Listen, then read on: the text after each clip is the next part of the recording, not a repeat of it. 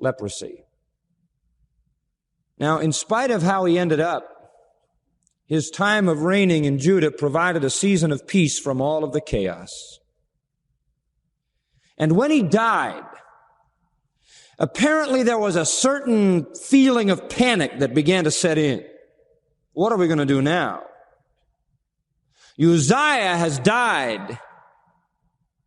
They became fearful.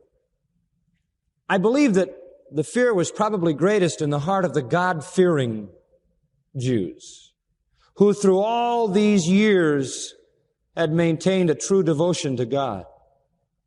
Because they knew that through the time of Uzziah, there was an ever-increasing moral decadence. There was an ever-ascending disobedience. There was a defiant kind of idolatry. And it was almost as if as long as Uzziah was around, he sort of preserved the whole thing from coming apart at the seams. And in chapters 2 through 5 of Isaiah, Isaiah chronicles some of the terrible sins of the people of God. But in the midst of their sinning, they were so secure because of Uzziah that they just kind of went on with it all. But then he died. And they panicked. They were afraid. There were some events that made them afraid. 5 years before Uzziah died, Tiglath-Pileser, the ambitious warrior king of Assyria, suddenly appeared on the horizon in the Near East. And he had a grand design to conquer all the kingdoms between the Euphrates and the Nile and to establish in their place the great Assyrian Empire. Naturally, all of the target nations, the nations that were imperiled by his designs, began to seethe with apprehension, and revolts broke out. They began to form alliances against Assyria. They began to plot political intrigues and sabotage and rebellion. The kingdoms of Samaria and Judah were tottering on the brink of doom, not only because of Tiglath-Pileser, but because of the spiritual moral rot that was internal. Instead of turning to God as Isaiah had told them to do, the people were caught up in a frenzy of self-indulgence and dissipation and moral decadence. In fact, in Isaiah 22, Isaiah says, "And in that day did the Lord God of hosts call to weeping and to mourning. But behold, joy and gladness, eating flesh and drinking wine. Let us eat and drink, for tomorrow we die." Instead of turning around to crying and mourning, they said, let's really live it up. It may all end tomorrow. That's how it was when Uzziah died. The leader was dead. Among all of the God-fearing Jews who may have sought the face of God was the prophet himself, Isaiah. And he goes to the temple in chapter 6. Let's pick it up there. The king is dead, and Isaiah goes to the temple. In the year that King Uzziah died, I saw also the Lord sitting upon a throne, high and lifted up, and his robe filled the temple. Now stop right there. I saw the Lord, he says. I saw the Lord. Incredible statement. Think about the situation. You'll notice the word Lord there.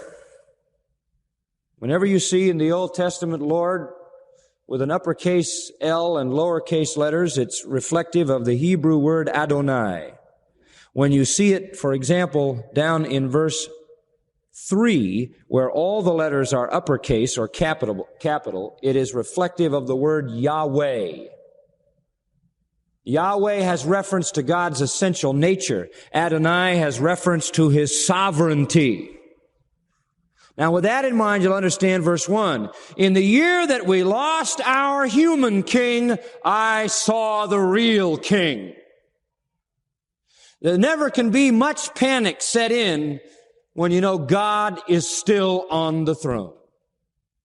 It may have looked to Isaiah as if the whole thing was falling apart.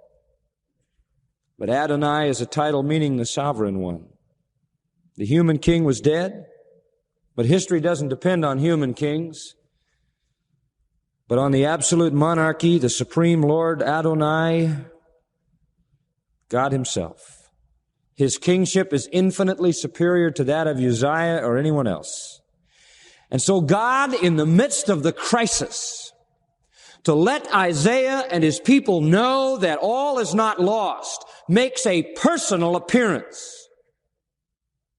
And Isaiah sees him. And he sees him sitting upon a throne. Isn't it great to know that God hadn't abdicated? That when the whole world falls apart and everything seems to be going to pieces, God's still there on the throne. Exalted, it says, high and lifted up. And his robe filled the temple. And this, of course, is a picture of his majesty and his exaltation, his glory and his power. And by the way, make a little note in the margin of that verse. Write down John 12:41. Because in John 12:41, the writer tells us that this was Christ. Really a pre-incarnate Christophany, an appearance of Christ. Now look at verse 2. As Isaiah sees this vision, it says, and above it, that is above the throne, stood the seraphim. Each one had 6 wings. With 2 he covered his face, with 2 he covered his feet, and with 2 he did fly. Now, what is a seraphim? Or what are seraphim, since it's plural? Apparently, they are a certain group of angels whose personal calling and design by God was to attend to God's holiness. They are fiery guardians of the holiness of God. Now, why do they have 3 sets of wings? Well, have you ever noticed that when God makes anything, he makes it to do what he expects it to do? He makes it functional. And if they had 6 wings, it wasn't just that God got carried away with the idea of making wings. There was something very purposeful in that.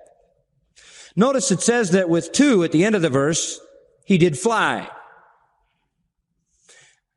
Apparently, these marvelous, incredible, supernatural, eternal creatures had the capacity to hover like some kind of a celestial helicopter